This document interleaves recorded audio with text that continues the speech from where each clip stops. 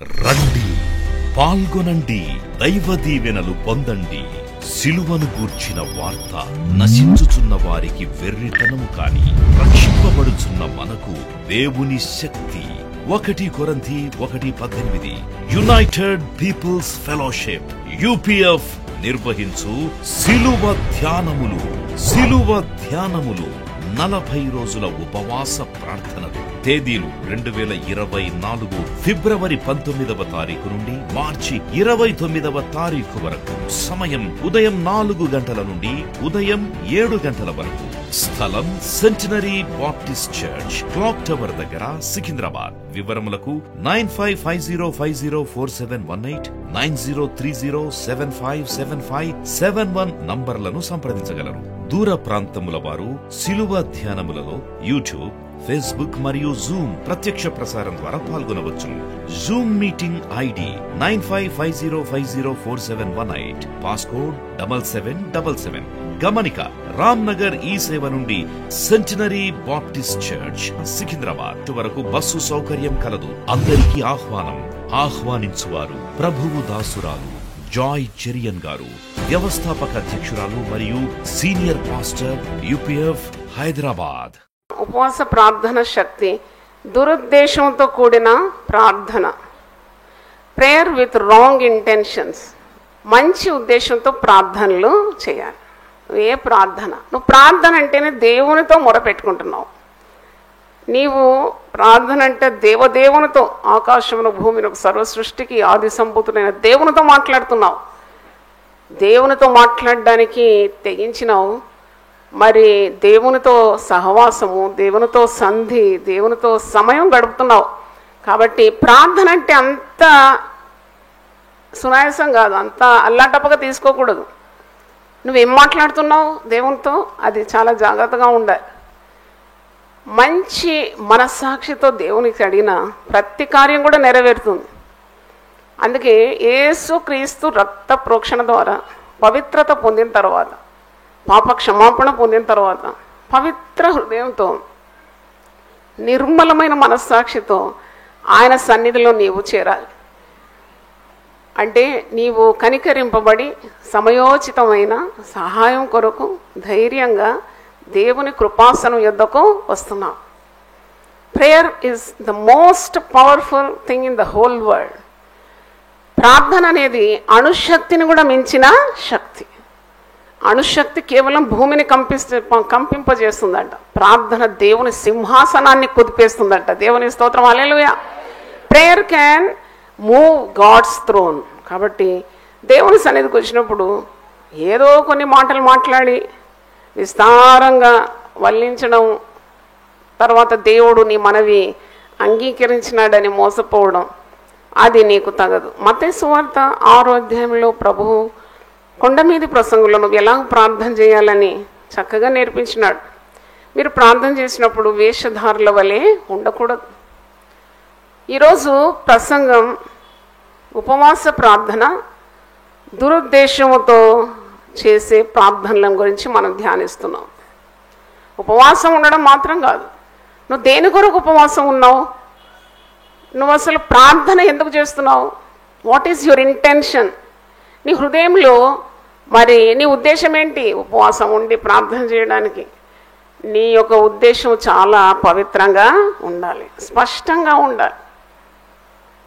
ఇక్కడ మత్తయి సువార్త 6:5 అంటాడు, మీరు ప్రార్థన చేయనప్పుడు వేషధారుల వలె ఉండకూడదు.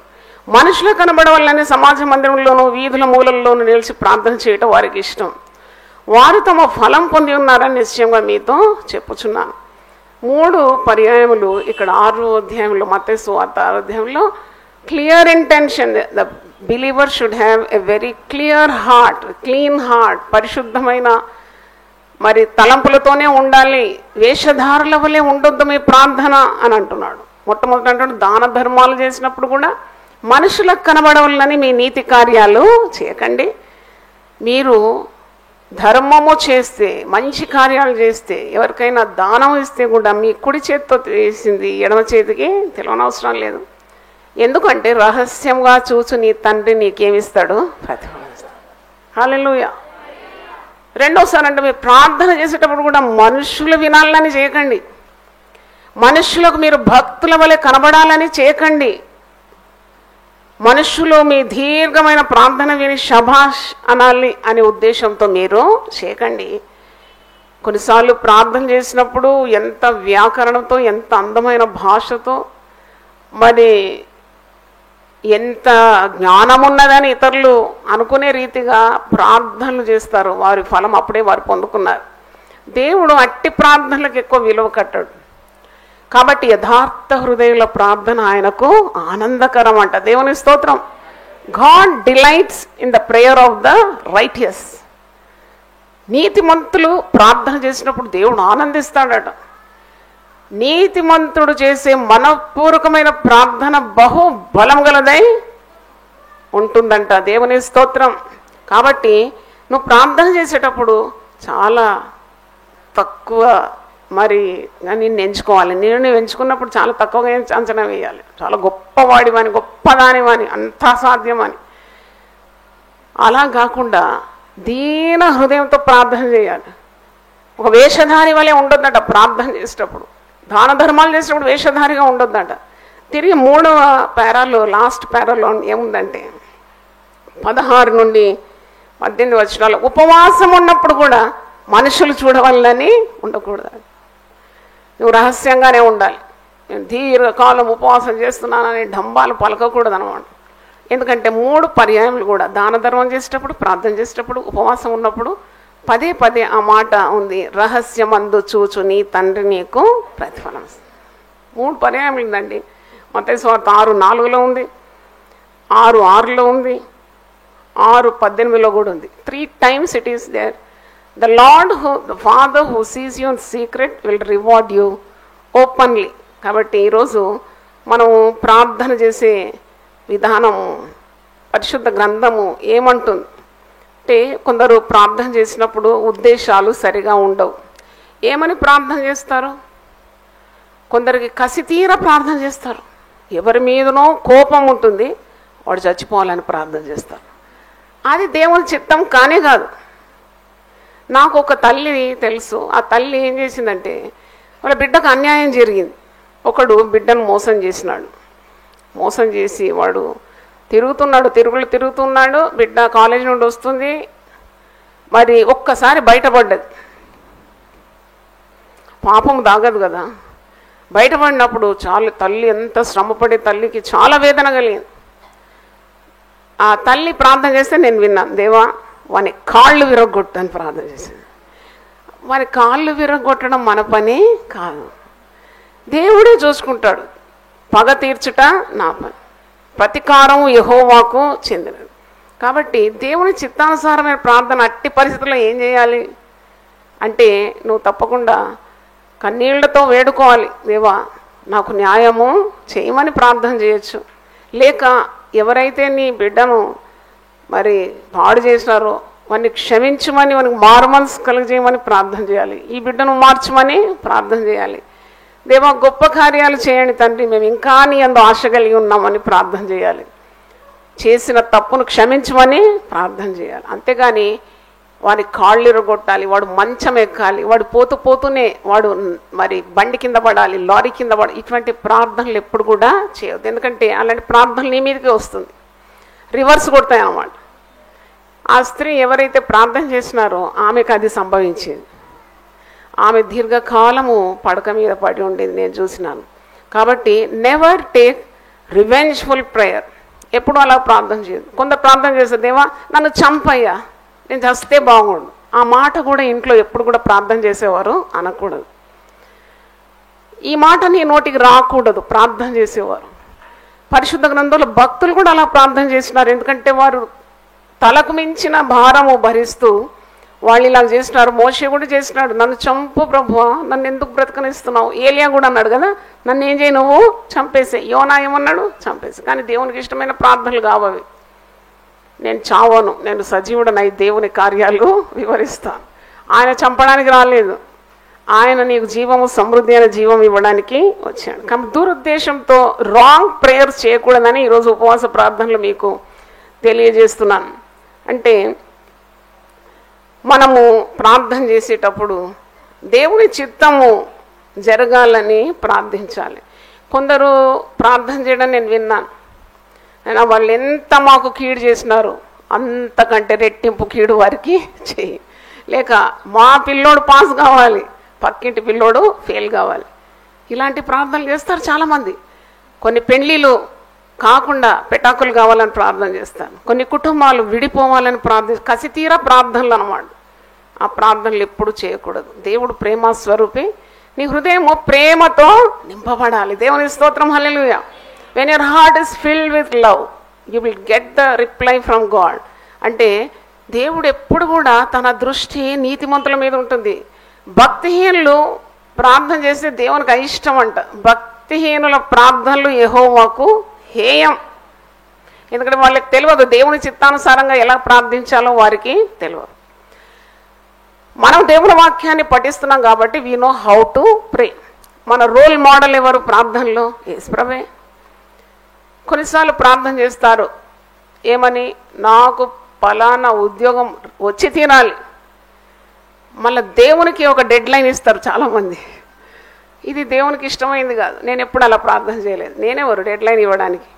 నా లైఫ్ లైన్ అంతా దేవుని చేతిలో ఉంటే నేను దేవునికి డెడ్ లైన్ ఇచ్చి ఈ తారీఖు లోపల నా కార్యం జరగాలి. మనం ఎవరం? దుమ్ము ధూళితో సమానం. దేవుని అడగడానికి అంత తెగించిన వారు ఎవరున్నారు? నీ ఇష్టాలేంటో దేవునికి బయలుపరచడంలో తప్పేం లేదు. You can let know your desires. అవును ప్రభా, నేను ఇది ఆశిస్తున్నాను, అయినా నా చిత్తము కాదు, నీ చిత్తమే నా జీవితంలో జరగాలి. ఎంత బాగుంటుందా ప్రార్థన! అదే ప్రార్థన యేసు ప్రభు మనకు నేర్పించినాడు. గెత్సెమనే తోటలో మరి లోక పాపములు మోసుకొని పోతున్న దేవుని గొర్రెపిల్ల ఆ చేదు గిన్నెలోనిది త్రాగడం అంటే అన్ని శ్రమలు అనుభవించడం. సర్వలోక పాప పరిహారార్థం తన ప్రాణము పణంగా పెట్టాలంటే ఎంత కఠిన శ్రమ అది. పటు బాధలు అనుభవించాలి, ప్రాణం అర్పించాలంటే ఎంత భయంకరమైన కార్యం. అప్పుడు మరి ఇది వదిలిపెట్టిపోదామా? అందుకే ఇది నా శరీరము సిద్ధంగా లేదు, ఆత్మ సిద్ధంగా ఉంది అంటున్నాడు. ఆత్మ సిద్ధంగా ఉంది కానీ శరీరము బలహీనంగా ఉంది. అప్పుడు ఎవరి సహాయం కోరుతున్నాడు? తండ్రి అయిన దేవుని సహాయం కోరుతున్నాడు. కొన్ని కార్యాలు నీకు చేయడానికి ఆత్మ ఎంతో సిద్ధంగా ఉంటుంది. నాకు అదే ఉంది ఇప్పుడు పరిస్థితి నాది. My spirit is so fast, my mind is very fast, I have so many ideas. ఎన్నెన్నో చేయాలి యూపీఎఫ్ అని అనుకుంటున్నాను, కానీ శరీరం అనుకూలించదు. అప్పుడు నిజంగా నేను అప్పుడు ఎవరిని అడగాలి సహాయము? దేవుని అడగాలి. నా బలహీనతలో ఆయన శక్తి సంపూర్ణం చేస్తాడు. అందుకే పౌలు అంటాడు, నా శక్తి చేత కాదు, ఆయన శక్తి నా మీద నిలుస్తుంది. నేను ఎప్పుడు బలహీనుడనో అప్పుడే నేను బలవంతుడు. అవును, బలహీన సమయంలో ఆయన బలమిచ్చి తన బిడ్డలకు నడిపిస్తాడు. కాబట్టి you to totally lean on God. పిల్లకు పెళ్లి చూపులు వచ్చింది, నీకు పిల్లోడు నచ్చినాడు కాబట్టి ఇదే పిల్లోడు కావాలని ప్రార్థన చేయదు. అది దేవుని చిత్తం అయితే జరగాలి. దేవుని చిత్తం అయితే ఇది జరుగుతుందండి. కొందరు పెళ్లి కార్డులు ఎంత చక్కగా రాసుకుంటారు, గాడ్ విల్లింగ్. ఆ మాట నాకు చాలా ఇష్టం. God willing. దేవుని చిత్తం అయితే మరి నా కూతురు ఈ పేరు లేక ఆ బాబుతో దేవుని చిత్త ప్రకారం ఈ కార్యము జరుగుతుంది. చాలా మంచిది అది. దేవుని చిత్తం అయితే నేను ఆ కార్యం చేస్తాను, దేవుని చిత్తం కాకుంటే వద్దు అంటే that is the perfect prayer.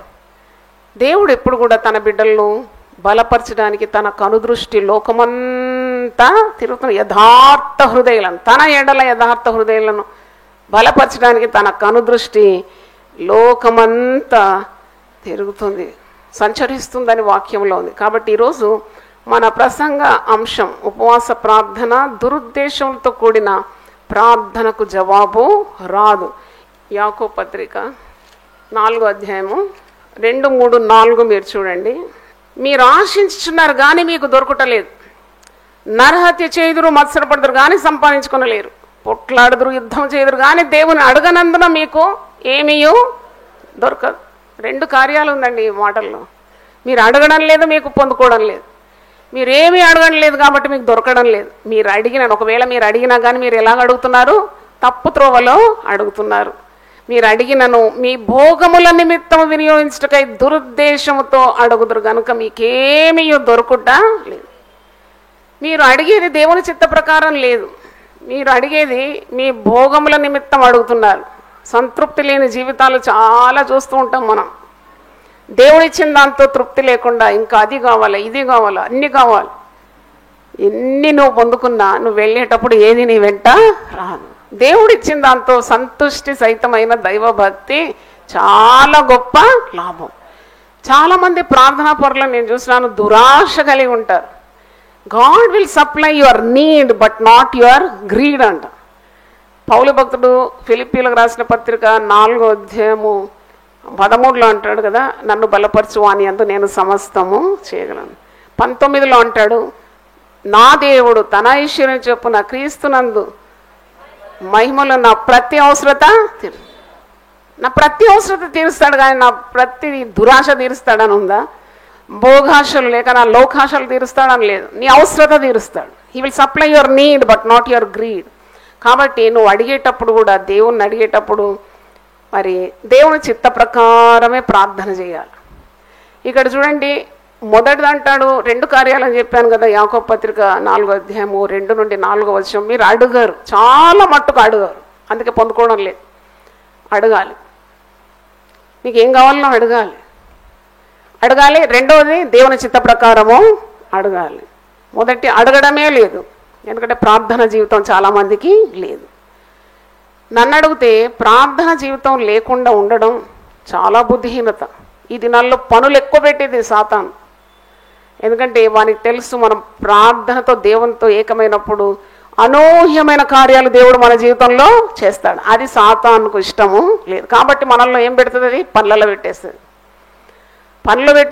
ప్రార్థనకు సమయం లేకుండా చేస్తుంది. కాబట్టి ప్రార్థన నీకు ఒక ఊపిరిగా మారాలి. It should become your life breath, life line అయిపోవాలి.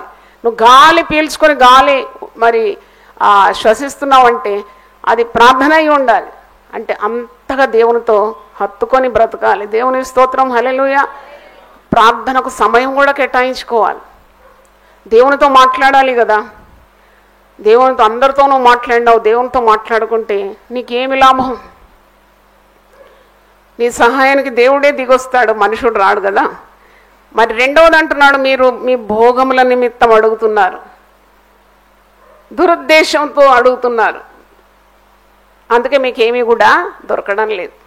ఈరోజు మనల్ని మనం మరి ప్రశ్నించుకోవాలి. నువ్వు ఏ విధంగా అడుగుతున్నావు? దురాశతో అడుగుతున్నావా? దురాశ గురించి దేవుని వాక్యంలో ఉంది కదా, యాకోబు 1వ అధ్యాయం చివరిలో మనం చూస్తాం, దురాశ గర్భము ధరించి పాపమును కనును, పాపము పరిపక్వమై మరణమును కను. కాబట్టి దురాశ ఉంటే తొలగించుకోవాలి. నీవు ప్రార్థన చేసేటప్పుడు దేవుని చిత్తము నీ పట్ల జరగాలని, దేవుడు మహిమపరచబడాలి. చూడండి, మన జీవితం ద్వారా దేవుడు మహిమపరచబడాలి. మన ప్రార్థనల ద్వారా దేవుడు మహిమపరచబడాలి. మన పరిశుద్ధ జీవితం ద్వారా దేవునికి మహిమ రావాలి. నీ సంభాషణ ద్వారా దేవునికి మహిమ రావాలి. దేవునికి మహిమకరంగా బ్రతకడమే అసలు దేవుని చిత్తం. ఆయన మహిమ నిమిత్తం మనల్ని ఏం చేసినాడు? సృజించినాడని వాక్యంలో ఉంది. అంటే మనం ప్రార్థన చేసేటప్పుడు కూడా అది వినేవారికి కూడా దైవ భయం కలిగించే రీతిగా దేవునికి మహిమకరంగా ఉండాలని మనం నేర్చుకుంటున్నాం. పరలోక ప్రార్థన ప్రభువు నేర్పించినాడు. పరలోకమందున్న మా తండ్రి, నీ నామము మహిమపరచబడును కాక. అసలు ప్రార్థన ఆరంభంలోనే ప్రభువు నేర్పించినాడు శిష్యులకు ఏమని? నీ నామము మహిమపరచబడును కాక. దేవుని నామాన్ని మహిమపరుస్తున్నామా? ప్రార్థన అందరు చేస్తారు, దొంగ కూడా ప్రార్థన చేస్తాడు. ఈరోజు నేను అందరిని లూట్ చేయడానికి నాకు నువ్వేం చేయి, తెలివి దయచేయి, శక్తి దయచేయి, నేను ఎక్కడ పట్టుబడొద్దు, ఏ పోలీసోడు నన్ను పట్టుకోవద్దని ప్రార్థన చేస్తాడు. ప్రార్థన అంటే పవిత్రమైంది. Actually nothing is as pure as prayer. పరిశుద్ధమైన ప్రార్థనలు దేవుని సన్నిధిలో ధూపాతిగా నిలబడుతుంది. కాబట్టి నీ ప్రార్థన జీవితం ఎలాగుంది? ఈరోజు మనం స్వయం పరీక్ష చేసుకోవాలి. కొందరికి చాలా ఇష్టం, ఎవరైనా ఈమె చాలా బాగా ప్రార్థన చేస్తుందండి అంటే ఇంత ఉబ్బిపోతుంది, ఆమె ఇంత ఉబ్బిపోతుంది. ఏం లాభం? దేవుడు వినని ప్రార్థన. పరిసేయుడు ప్రార్థన చేయలేదా? సుంకరి ప్రార్థన చేయలేదా? ప్రార్థన చేయడానికి 2 పోయినట్ట దేవాలయానికి. ఎవరు? పరిసేయుడు, సుంకరి. పరిసేయుడు దీర్ఘంగా ప్రార్థన చేసినాడు. పరిసేయుడు ఎందుకు ప్రార్థన చేసినాడు అంటే వాని గొప్పతనం అంతా ఇతరులు వినాలి. పరిసయ్యుడు ఏం కోరుతున్నాడంటే దేవుని దగ్గర జవాబు కోరడం కంటే తాను ఎంత నీతిమంతుడో ఇతరులు గమనించాలి. How righteous is. అందుకే దేవుని నామ ఘనత కొరకు కానీ, దేవునితో సంభాషించడానికి కానీ, దేవుని దయ కనికరం పొందుకోవడానికి కాదు ప్రార్థన. ఇతరులు గమనించాలి ఎంత గొప్పవాడు. వారమునకు ఎన్నిసార్లట ఉపవాసం? 2 మార్లు ఉపవాసం చేస్తాడట. తర్వాత తన దాన ధర్మాలు చేస్తాడంట. వాడు ఇతరులలాగా కాదట. పక్కనున్న సుంకరి వల్ల కూడా పాపి కాదట, పరిశుద్ధుడట. ఇతరులు నేను పొగడాలి కానీ నీ నోరుతో నువ్వు పొగడుకోకూడదు. చూడండి, సుంకరి అయితే అంటాడు, ఆకాశం తట్టు తేరి చూడడానికి కూడా నేను యోగ్యుడను కాదు, పాపినైనా నన్ను నువ్వేం చేయి, కరుణించు. దేవుడు ఎవరి ప్రార్థన విన్నాడు? సుంకరి ప్రార్థన విన్నాడు. ఎందుకంటే దేవుని కొన్ని నియమాలు ఉన్నాయి. He will not go beyond that. దేవుని నియమం ఏంటి? విరిగి నలిగిన హృదయం గలవారిని ఆయన రక్షిస్తాడు. నలిగిన హృదయం గలవారికి ఆయన మహాదుర్గంగా ఉంటాడు. విరిగి నలిగిన మనసు ఆయనకి ఇష్టమైన బలి. కొందరు ఏడుస్తూ ప్రార్థన చేస్తారు, ఎందుకంటే ఇతరులు వాళ్ళ కన్నీళ్లు చూడాలని. కానీ వాక్యంలో ఉంది, నీవు కన్నీళ్లు విడిచుట నేను చూసి. కొందరు దైవ కార్యాలు చేస్తారు, ఎందుకంటే ఇతరులు గమనించాలని. Never do such things, you will lose your reward. రహస్యమందు చూచు నీ తండ్రి నీకేమిస్తాడు? ప్రతిఫలం ఇస్తాడు. మమ్మల్ని ఎవ్వరు పట్టించుకోవడం లేదండి అని కొందరు అంటారు. ఎవ్వరు పట్టించుకునే అవసరం లేదు. దేవుడు మెచ్చుకోను మనుషుడు ధన్యుడు. హల్లెలూయా. అందుకే అపోస్తలులు అంటారు, మేము మనుషుల మెప్పు కాదు, మేము దేవుని మెప్పును కోరుతున్నాం. కాబట్టి నీ ప్రార్థనలు దేవునికి ఇష్టకరంగా ఉండాలి. నటన, వేషధారణ, ప్రజల ప్రశంస ఏమాత్రం కోరద్దు. నీకు ప్రతిఫలం రాదు. కొందరు చాలామంది ఇలా మరి చెప్పుకుంటారు, ఇన్ని రోజులు చేసినాను, ఏమి చెప్పనవసరం లేదు. నువ్వెవ్వరికి చెప్పనవసరం లేదు. ఎందుకంటే ఆయన చూచుచున్న దేవుడు. ఆయన నీ ప్రతి పరిస్థితిని చూస్తాడు. He knows your every need. నీ పరిస్థితి ఎలాగుంది, నీ హృదయం ఎలాగుంది. చూడండి, కొన్నిసార్లు సేవలు చేస్తారు కదా, సేవలు చేసేవారు కూడా అసలు నన్ను అడిగితే సేవ చేసేవాళ్ళు చాలా పరిశుద్ధంగా ఉండాలి, పవిత్రంగా ఉండాలి. మనం గిన్నెనే వంటింట్లో వాడడానికి ఎన్నిసార్లు కడుగుతామండి?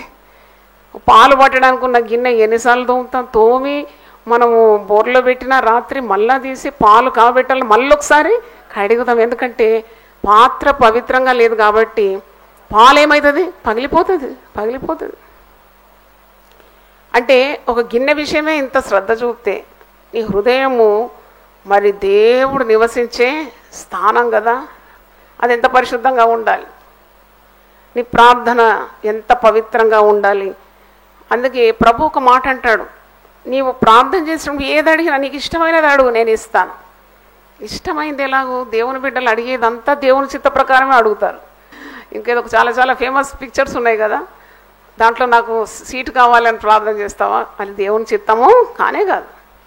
కాబట్టి నువ్వు ప్రార్థన చేసేటప్పుడు చాలా భయభక్తులతో ప్రార్థన చేయాలి. అల్లాటప్పగా నోటికొచ్చింది విస్తారంగా ప్రార్థన చేయడం ద్వారా వాళ్ళు అనుకుంటారట దేవునికి తొందరగా ప్రార్థన విన్నారని.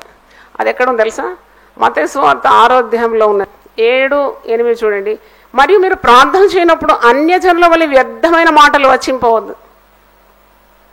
విస్తరించి మాట్లాడటం వలన తమ మనవి వినబడునని వారు తలంచున్నారు. మీరు వారి వలె ఉండకూడదు.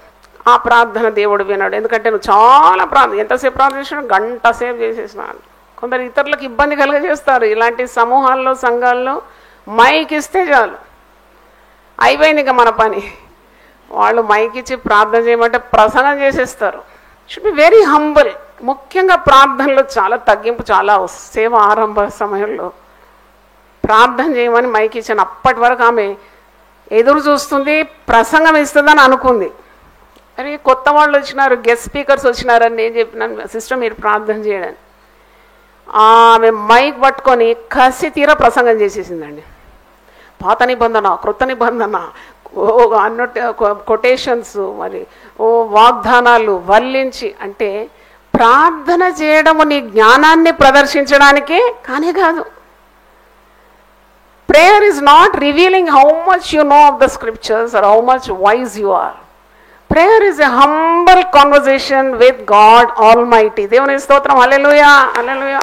అంత గొప్ప దేవదేవుని సన్నిధిలో మోకరించి బహు వినయముగా నీ మనవులు తెలియజేసుకోవడం, అది కూడా దేవుని చిత్తమే జరగాలని అడగడం, అది దేవునికి చాలా ఇష్టమైన ప్రార్థన. యోహాను సువార్త 15వ అధ్యాయము, నా యందు మీరును మీ యందు నా మాటల్లో నిలిచి ఉండిన ఎడల మీకేది ఇష్టమో అడుగుడి, అది మీకు అనుగ్రహింపబడు. బా, ఎంత మంచి మాట. దాని ముందు యోహాను సువార్త 14:13 చూడండి. మీరు నా నామమున దేని నడుగుదురో తండ్రి కుమారుని యందు మహిమపరచబడుటకై దానిని నేను చేతును. తండ్రి కుమారుని యందు మహిమపరచడమే తండ్రి చిత్తం కనుక తండ్రి మహిమపరచబడతాడు మీరు అడిగి పొందుకుంటే. To God be the glory. అవును, ప్రార్థనకు నాకు జవాబు వచ్చిందంటే మనుషులు నన్ను చూసి అబ్బాయి ఎంత ప్రార్థనా పరుడు, ఎంత ప్రార్థనా పరుడు, వాడు చేసిన ప్రార్థనలన్నీ దేవుడు అంగీకరించినాడనే మెప్పు కొరకు కాకుండా నీ ప్రార్థనలకున్న జవాబు దేవునికి మహిమకరంగా ఉండాలి. To God be the glory. అందుకే అంటున్నాడు, నన్ను అడగండి, మీకు ఏది ఇష్టమో అడుగుడి, నా నామమున మీరు ఏది అడుగుతారో తండ్రి కుమారుని యందు మహిమపరచబడుటకై దాన్ని నేను చేస్తాను. హల్లెలూయా. And your intention should be so pure. Lord, by answering this prayer, let your name be glorified. Hallelujah. ఈ రోగం వచ్చింది, దేవా నాకు మోకాళ్ళ నొప్పి లేస్తుంది, చాలా నొప్పి ఉంది దేవా, ఈ మోకాళ్ళ నొప్పి వెళ్ళిపోవాలా, నేను దీన్ని గెంటి వేస్తున్నాను. నేనేం ప్రార్థన చేయాలంటే, ప్రభువా ఈ మోకాళ్ళ నొప్పి ఇచ్చినందుకు కూడా నీకు వందనాలు తెలియజేస్తున్నాను, దేవుని స్తోత్రం.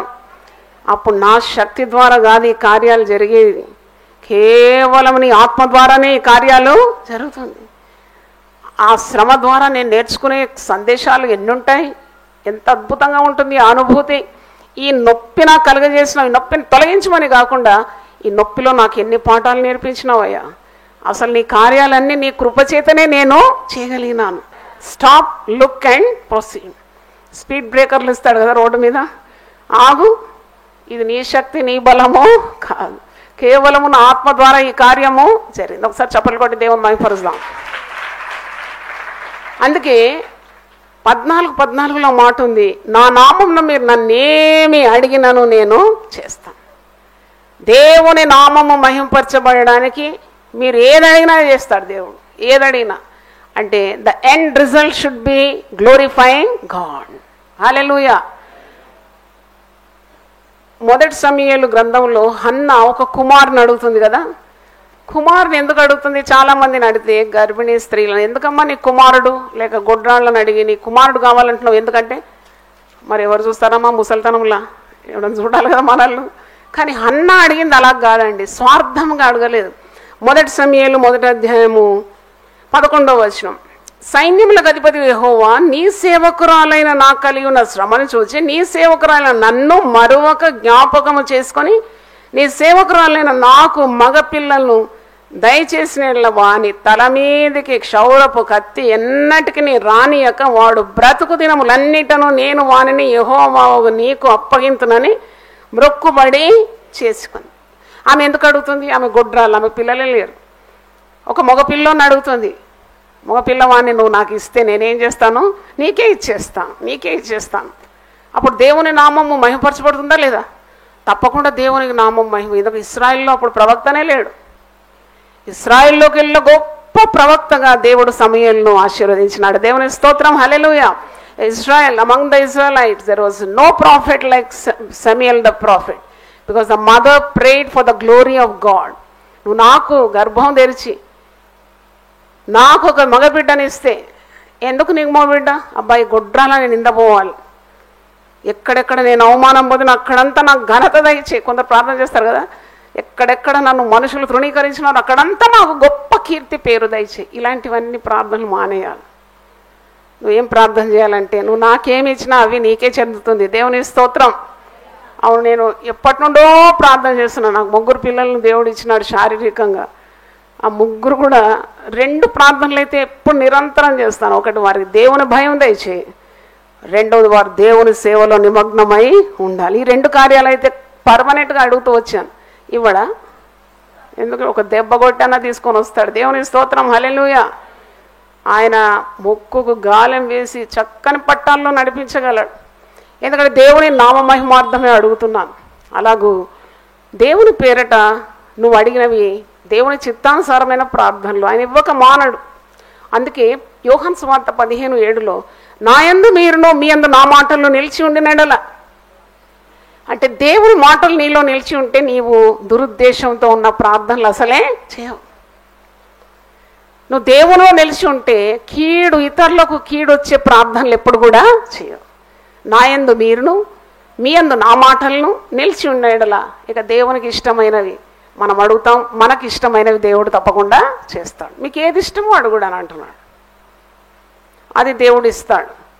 తర్వాత మీరు బహుగా ఫలించడం ద్వారా నా తండ్రి మహిమపరచబడును, ఇందువలన మీరు నా శిష్యులు అవుతారు. దేవుని స్తోత్రం. బహుగా ఫలించాలంట. బహుగా ఫలించాలి అంటే దైవ కార్యాలు చేస్తూనే ఉండాలి, మంచి పనులు చేస్తూనే ఉండాలి, దేవుని చిత్తాన్ని జరిగిస్తూనే ఉండాలి. సామెతలు 28:9 చూడండి. Proverbs 28:9. కొందరికి దేవుని వాక్యం అంటే నచ్చదు, ప్రార్థన అంటే చాలా ఇష్టం, ప్రార్థన చేయించుకోవాలి. ఆరాధనలకు రారు. వాళ్ళు వచ్చింది దేవుని ఆరాధించడానికి, వాక్యం నేర్చుకోవడానికి రాలేవు. వాళ్ళు ప్రార్థనలు చేయించుకోవాలి, ఫలం పొందుకోవాలని వచ్చినారు. ఇది న్యాయమా? ఇది ఎలా న్యాయం అవుతుంది? ఆదివారము ఆరాధించే దినము, దేవుని ఆరాధించాలి, దేవుని ఘనపరచాలి, దేవుని మాటలు వినాలి, దేవునికి విధేయత చూపెట్టాలి, దేవుని ఘనపరిచే దినం. నువ్వు అవన్నీ చేయకుండా కేవలం ప్రార్థన చేయించుకోవాలి. దైవ సేవకురాలు ప్రార్థన చేస్తే నాకు అది వస్తుంది తప్పకుండా, దాంట్లో అనుమానం కదా. కానీ నువ్వు చేయాల్సిన పనులు చేయాలి కదా. సామెతలు 28:9 చూడండి. ధర్మశాస్త్రము వినపడకుండా చెవిని తొలగించుము అని ప్రార్థన హేయం, దేవునికి ఇష్టం లేదంట. అలా వాక్యము నీవు ప్రాధాన్యత ఇవ్వకుండా, దేవునికి తగిన ఆరాధన చేయకుండా, మహిమపరచకుండా వచ్చి కేవలం నీ ఔషధాలు తీసుకోవడానికి వస్తున్నావా మందిరానికి? ఈ అపాయింట్మెంట్ మమ్మల్ని విడిపించు, ఆపద నుండి విడిపించు అంతే. మళ్ళా నీ త్రోవలో నువ్వు పోవడం దేవుని చిత్తం కాదు. నువ్వు ఆరాధన దినాన్ని ఘనపరచాలి. నన్ను ఘనపరచు వారిని నేను ఘనపరుస్తాను. I will honour those who honour me. దేవుని ఘనపరచాలి. ఆదివారం తప్పకుండా దేవుని మహిమపరిచే దినము. ఆయన చేసిన ఉపకారాలు వారమంతా అనుభవించినావు, మేలు. కాబట్టి దేవునికి స్తుతియాగం చెల్లించాలి. ఎవరు వచ్చినా రాకున్నా నువ్వు వచ్చేయాలి సమయానికి. అలాగూ నీవు గౌరవిస్తున్నావు దేవుని సన్నిధిని. కేవలం ప్రార్థన మాత్రం కాదు, నీవు చేసే వంతు నువ్వు చేయాలి కదా. కాబట్టి నీవు ప్రార్థన చేసేది చాలా జ్ఞానయుక్తంగా ప్రార్థన చేయాలి. మోషే దినాల్లో ఫరో ప్రార్థన చేసినాడు. అది నిర్గమకాండం 8:8 ఒక ప్రార్థన ఉంది. ఫరో చేసిన ప్రార్థన అంటే ఎక్సడస్ 8:8 ఏమని ప్రార్థన చేస్తాడు చూడండి. అహరోను ఐగుప్తు జలముల మీద తన చెయ్యి చాపెను, అప్పుడు కప్పలు ఎక్కి వచ్చి ఐగుప్తు దేశమును కప్పెను. కప్పలంతా కప్పిందంట ఐగుప్తు దేశం అంతా. అంటే ఎక్కడ చూసినా కప్ప. చాయ్ గిన్నెలో కప్ప, అన్నం గిన్నెలో కప్ప, సాంబార్ గిన్నెలో కప్ప, పడక మీద కప్ప, బాత్రూంలో కప్ప, ఈ లివింగ్ రూమ్లో కప్పలు. కప్ప కాదు, కప్పలు బెక్కబెక్కమంటూ కప్పలు ఎట్లా భరించినారు ఈ కప్పలను. ఫరో రాజు హృదయమేమో కఠినంగా ఉంది. దేవుడు తెగుళ్ళ మీద తెగుళ్ళు పంపిస్తున్నాడు. శకునగాండు కూడా తమ మంత్రముల వల్ల అలాగ చేసి ఐగుప్తు దేశం మీదకి కప్పలను రాజేసి. నువ్వు గొప్పనా నేను గొప్పనా? మోషే చేస్తున్నాడు, అహరోను చేస్తున్నాడు అద్భుతాలు, శకునగాండ్లు మాంత్రికులు కూడా చేస్తున్నారు. కప్పల సంఖ్య పెరిగిపోయింది. ఎక్కడ చూసినా కప్ప, అడుగు పెడితే కప్ప. అప్పుడు రాజు ఏమని ప్రార్థన చేయమంటున్నాడు. అప్పుడు ఫరో మోషే అహరోన్లను పిలిపించినాడు. ఫరోకు తెలుసు ఫరో ప్రార్థన దేవుడు వినాడు. ఎవరు ప్రార్థన వింటాడట? మోషే అహరోన్ల ప్రార్థన వింటాడని వాడిని పిలిపించి ఏమంటున్నాడు? నా యుద్ధ నుండి, నా జనుల యుద్ధ నుండి ఈ కప్పలను తొలగించమని యెహోవాను వేడుకొనుడి. అప్పుడు యెహోవాకు బలి అర్పించడం ఈ ప్రజలను అగత్యముగా పోనిచ్చేదననే. అంటే మీరు వేడుకోండి, మీరు ప్రార్థన చేయండి. చాలామంది వాళ్ళు ప్రార్థన చేయరు, వాళ్ళు ప్రార్థన వినడానికి వారికి తెలుసు అన్నమాట. అందుకే మీరు ప్రార్థన చేయండి. నాకు అడిగితే నువ్వు ఒకవేళ ఎదిగిన విశ్వాసం అయితే నువ్వు మోకరించి ప్రార్థన చేస్తే చాలు, తప్పకుండా దేవుడు నీ ప్రార్థన వింటాడు. ఇక్కడ ఫరో ప్రార్థన వినడని ఫరోకు తెలుసు. ఎందుకంటే ఫరో హృదయము ఎలాగుంది? కఠినం. ఇక్కడ కూడా ప్రార్థన కప్పల్లో తీసేయమని ప్రార్థన చేస్తున్నాడు, కానీ నా కఠినమైన హృదయాన్ని మార్చమని ప్రార్థన లేదు. చూడండి, ఇంటెన్షన్ ఈజ్ నాట్ గుడ్. ఈ doesn't want to repent for his disobedience. దేవుని ప్రజల్ని ఎంత ఇబ్బంది పడుతున్నాడు, మనస్సాక్షి లేకుండా కఠినంగా ఉన్నాడు, దేవునికి లోపడడం లేదు. అయ్యో నా కఠిన రాతి గుండెను మార్చమని ప్రార్థన చేయండి అని అంటలేడు. ఈ కప్పల నుండి ఈ బాధలు తొలగిపోవాలి, అదే ప్రార్థన. ఇంకా మీరు కింది చదివితే ఇంకా ఆశ్చర్యపడతారు. ఈరోజు కూడా కాదు, రేపే విడుదల కావాలని అడుగుతాడు. అంటే దురుద్దేశంతో ఉన్న ప్రార్థనలకు దేవుడు చెవియొగ్గడు. నువ్వు కొన్నిసార్లు నీ ఇంటి వారి మారు మనసు కూడా ప్రార్థన చేస్తావు, ఇంటి వారంతా రక్షింపబడాలని ప్రార్థన చేస్తావు. మరి నీ సంగతి ఏంటి? నువ్వు ఇంకా అవిధేయత చూపుతూ ఉంటావు, నువ్వు పాపంలోనే ఉంటావు, నువ్వు అవిధేయత, దేవుని దూరంగా ఉంటావు. There is so much sin in your heart, but you want all others to be changed. అందుకే నేను ఒకసారి ఒక భక్తురాలు రాసిన పుస్తకం చదివాను. ఆమె ఏమన్నదంటే, ఇతరులందరూ మారు మనసు పొందాలని ప్రార్థన చేసేదానికంటే నన్నే మార్చేయాలని ప్రార్థన చేయాలంట. దేవుని స్తోత్రం. నా భర్త మారాలి, నా అత్త మారాలి, అమ్మ మారాలి, మామ మారాలి అనేదానికంటే నువ్వు మారితే సరిపోతుంది.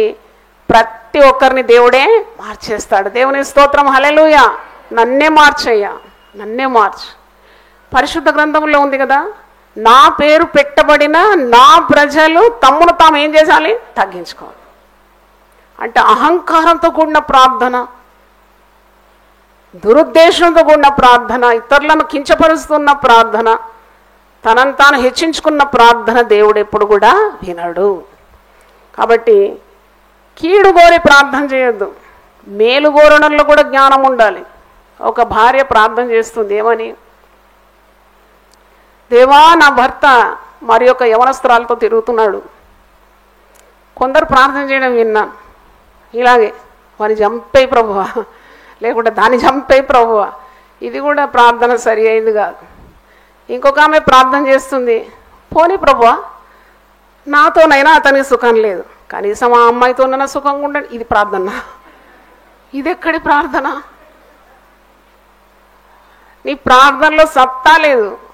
నువ్వు ఎలా ప్రార్థన చేయాలంటే, దేవా, నాకు నా భర్తకు జరిగింది పరిశుద్ధ వివాహం, ఇది దేవుని నిబంధన ప్రకారం జరిగింది, దేవుడు జతపరిచింది, మనుషుడు ఏ విధంగా కూడా దూరం చేయదు. మలాకి 2:16 ఒక మాట ఉంది, గాడ్ హేట్స్ డైవర్స్ అంట. అంటే దేవుడు ఎప్పుడు కూడా భార్యను విడనాడము దేవునికి ఏమాత్రం ఇష్టమో లేదంట. అంటే కుటుంబం విడిపోవడం దేవుని చిత్తము కాదు. కుటుంబం విడిపోవాలనే ప్రార్థన చాలా తప్పు. మలాకి గ్రంథం 2:15 చూడండి.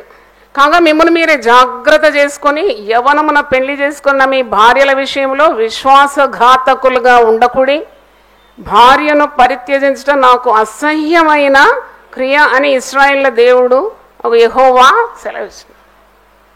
అంటే భార్యను పెళ్లి చేసుకున్న కష్టాల్లో దుఃఖాల్లో మరి ఆ రోగంలో కలిమిలో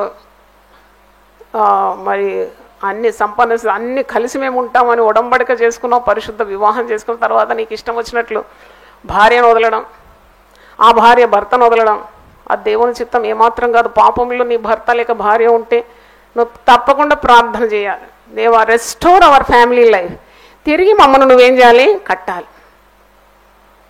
దేవుడు తప్పకుండా నీ పక్షాన ఉండి నీకు విజయం ఇస్తాడు. దేవుని స్తోత్రం. హల్లెలూయా. అలాగే స్త్రీ ప్రార్థన ద్వారా తన కుటుంబాన్ని కట్టుకుంటుంది, ప్రార్థన చేస్తుంది, ఉపవాసం ఉంటుంది. అంటే ప్రార్థన ద్వారా ఆమె కుటుంబాన్ని చక్కగా కట్టుకుంటుంది. ప్రతిరోజు ఇక్కడ కౌన్సిలింగ్ జరుగుతుంది, మీకు తెలుసో లేదు. భార్య భర్తలు పోట్లాడుకున్నారట, పరిశుద్ధ వివాహం. మరి ఆమె చిన్నపిల్ల 25 ఏళ్ళు లేదు, ఆమె ఒక చక్కని 2 ఏళ్ల పాప కూడా ఉంది. భర్త కోపగించినందుకు రాత్రి 10-10:30 ఆటో పెట్టుకొని తల్లిగారింటికి వచ్చింది. ఇంత ప్రమాదంతో నిండిన దినాల్లో ప్రార్థన తెలుసు, వాక్యం తెలుసు, సహవాసానికి వస్తుంది, మందిరానికి వస్తుంది, ఇంతేనా భక్తి? అంటే ఏం భక్తి అంటారు దీన్ని? సమస్యలు రాకుండా ఉంటుందా? కుటుంబంలో పరిస్థితులు తికమక కాకుండా ఉంటుందా? అన్ని సమయాలు ఒకే రీతిగా ఉంటుందా? చూడండి, దేవుని వాక్యం నీలో విత్తబడితే తప్పకుండా నువ్వు వాక్యానుసారంగానే ఉంటావు. భర్త కోపగించినప్పుడు నిన్ను తగ్గించుకొని కొద్దిగా ప్రార్థన చేసుకొని, నాలో ఏం తప్పు ఉందో దేవా నువ్వు నన్ను క్షమించమంటే దేవుని కనికరం దిగిరాదా నీ కుటుంబం మీదకి? హల్లెలూయా. దేవుని సన్నిధిలో నువ్వు కన్నీళ్లు కాల్చి ప్రార్థించినప్పుడు నీ భర్తకు మంచి మనసు ఇవ్వడా దేవుడు?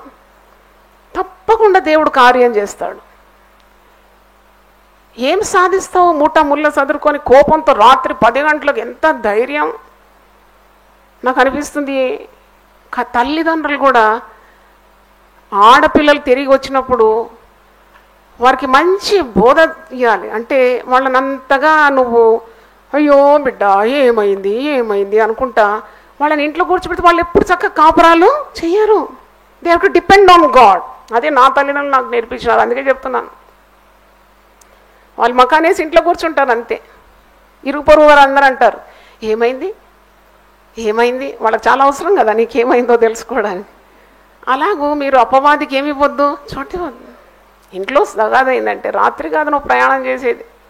నువ్వు రాత్రి ప్రార్థన చేయాలి. నన్ను అడిగితే రాత్రి నువ్వేం చేయాలి? కన్నీళ్లు గార్చి ప్రార్థన చేయాలి. ఆటో ఎక్కి, అది కూడా వాడు ఎవడో దుర్మార్గుడు మనకు తెలియదు, ఎక్కడి తీసుకెళ్తాడో తెలియదు. ఆ రాత్రి ఎంత భయంకరమైన కార్యాలు చేస్తున్నారు అన్ని తెలుసుకొని. ఇంత వాక్యం విన్న తర్వాత కూడా జ్ఞానం లేకుండా ఉంటే అది దేవునికి ఏమాత్రం ఇష్టము ఉండదు.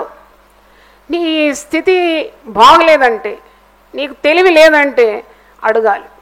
ప్రతి దాంట్లో జ్ఞానం చాలా అవసరం. ప్రసంగి 10:10లో ఒక మాట ఉంది, కార్యసిద్ధికి జ్ఞానమే ప్రధానం. ఒక ఆర్డినరీ బిల్డింగ్ కట్టాలంటే ఎంత జ్ఞానం కావాలి?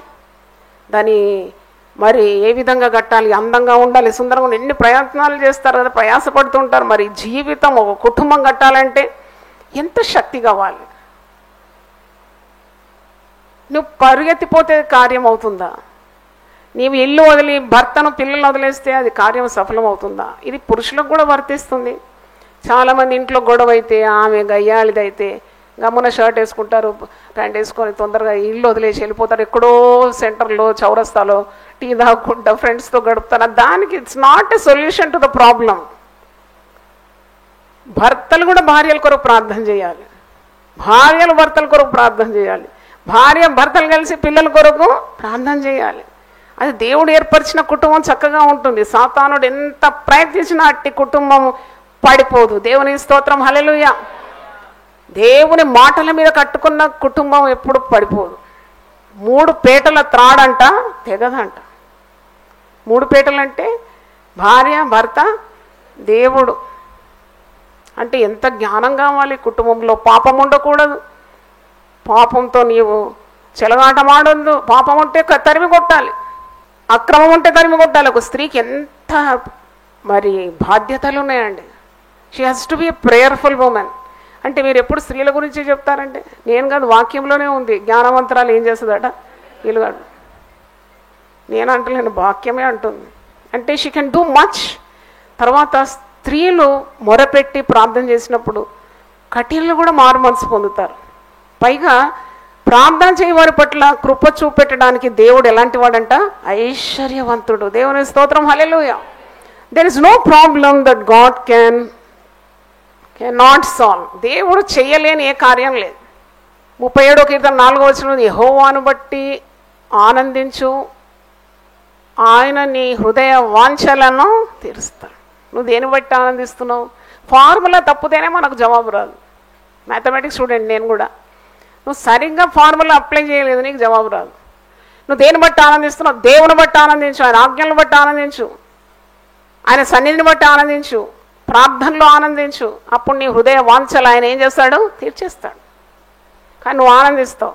పక్కన వాళ్ళు, అక్కలమ్మలు, ముసలమ్మ ముచ్చట్లు, షికారులు, కబుర్లు, షాపింగ్లు, మళ్ళీ నీ హృదయ వాంఛలు ఎట్లా తీర్చబడుతుంది. కాబట్టి ఆ నియమాల్లో చేసిన ప్రతి కార్యాన్ని దేవుడు గౌరవిస్తాడు. దేవుని స్తోత్రం, హల్లెలూయా.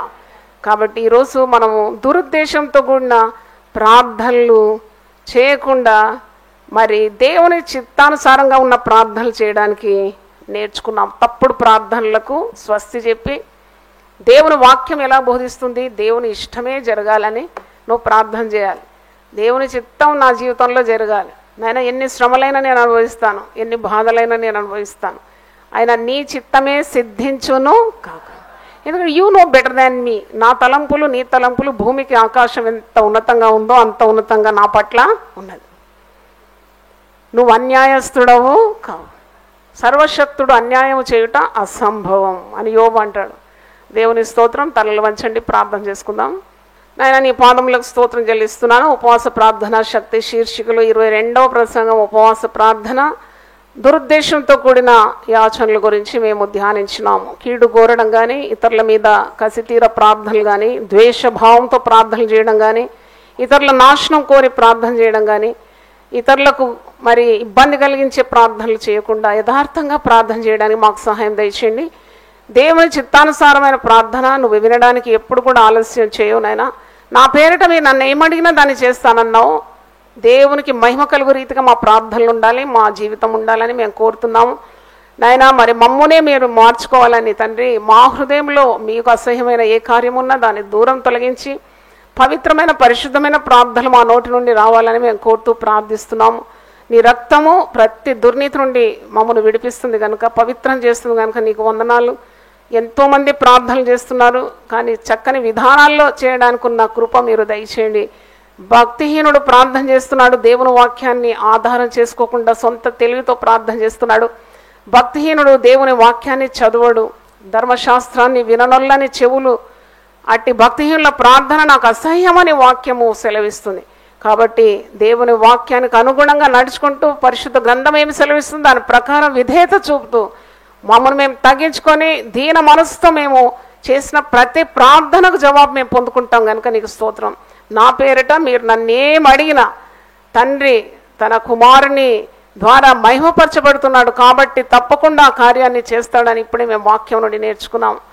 విన్న వాక్యాన్ని సాతానుడు అపహరించకుండా నీరు కట్టి ఫలింపజేయమని, సరి అయిన ప్రార్థనలు మాకు నేర్పమని, టీవీ ద్వారా విన్న బిడ్డలు కూడా చక్కని ప్రార్థనా జీవితంలో ఎదుగుటకు సహాయం దయచేయండి. యేసు పరిశుద్ధ నామములో అడుగుతున్నాను తండ్రి, ఆమేన్.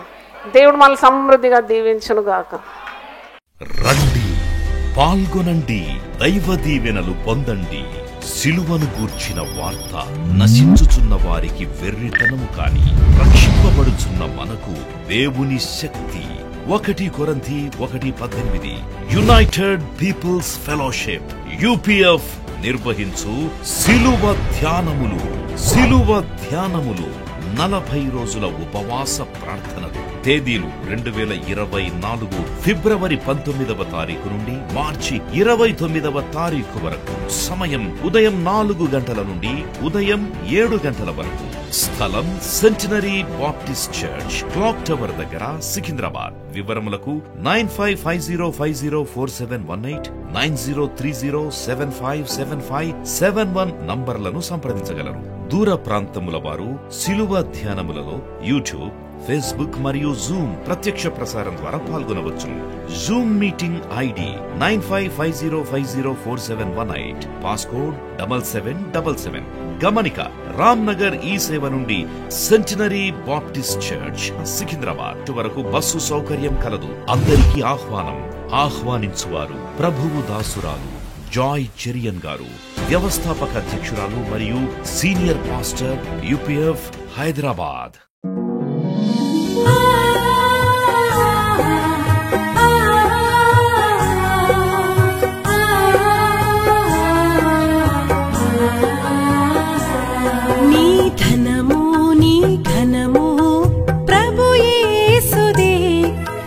దశమా భాగమునీయ వెనుదీతువా.